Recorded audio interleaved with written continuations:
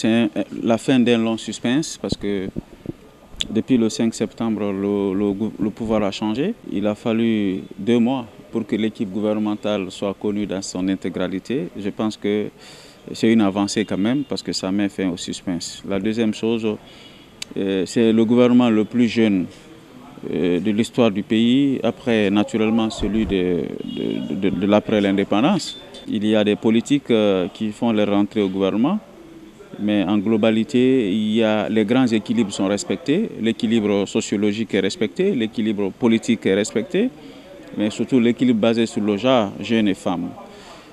Si on ne s'en tient qu'à la forme, c'est un gouvernement d'équilibre qui reflète vraiment un vrai gouvernement d'union nationale. L'autre élément est basé sur le fait qu'il n'y a pas eu de recyclage. Le colonel a misé sur des hommes et des femmes neufs qui sont en dehors de tout soupçon. Je pense que c'est une présomption de réussite. Il faut un certain nombre de préalables parce qu'il y a des risques quand même d'avoir un gouvernement à 90% jeune et qui n'ont pas assez d'expérience gouvernementale. Il y a un risque, c'est le risque de démarrage difficile. Mais ces genres de gouvernement ont l'atout d'être un gouvernement de réforme, un gouvernement de rupture et de changement. C'est possible de l'obtenir.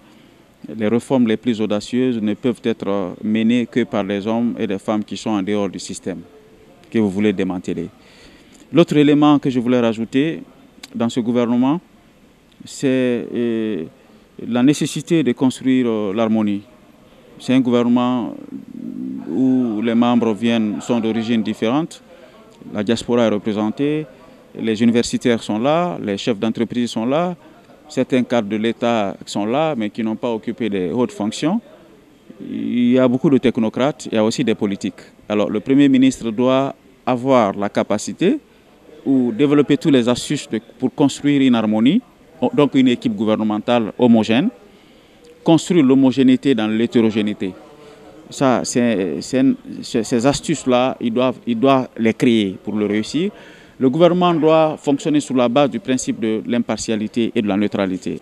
La troisième chose que je vais conseiller, c'est l'organisation dans les meilleurs délais d'un séminaire gouvernemental d'immersion de haut niveau pour permettre d'abord d'élaborer le code de conduite du gouvernement, imprégner ceux qui sont à leur première expérience dans la gestion publique et construire la feuille de route du gouvernement qui doit être décomposée en feuille de route sectorielle pour chaque ministre.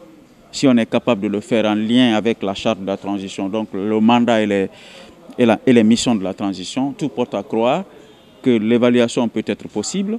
On peut économiser en temps quant aux difficultés de démarrage d'une équipe nouvelle dont la plupart n'ont pas d'expérience gouvernementale préalable. Je pense que tout porte à croire, avec l'appui du président de la transition, le soutien du peuple de Guinée et surtout des acteurs de la vie sociopolitique. Je veux parler des partis politiques.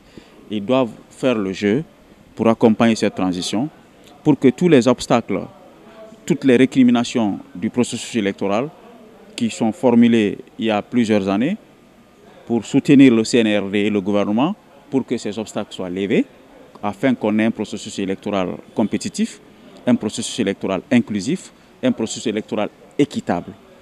Enfin, l'autre message que je vais adresser à ce gouvernement, ils ne peuvent pas tout faire pendant une transition à cause des contraintes et des contingences qui sont nombreuses.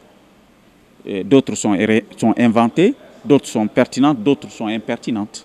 Mais il faut construire sur l'essentiel, c'est-à-dire à la fin de la transition, qu'on puisse se résoudre de construire les bases d'un État démocratique, stable, où les règles d'intangibilité constitutionnelle sont respectées, ainsi que les règles d'alternance au pouvoir.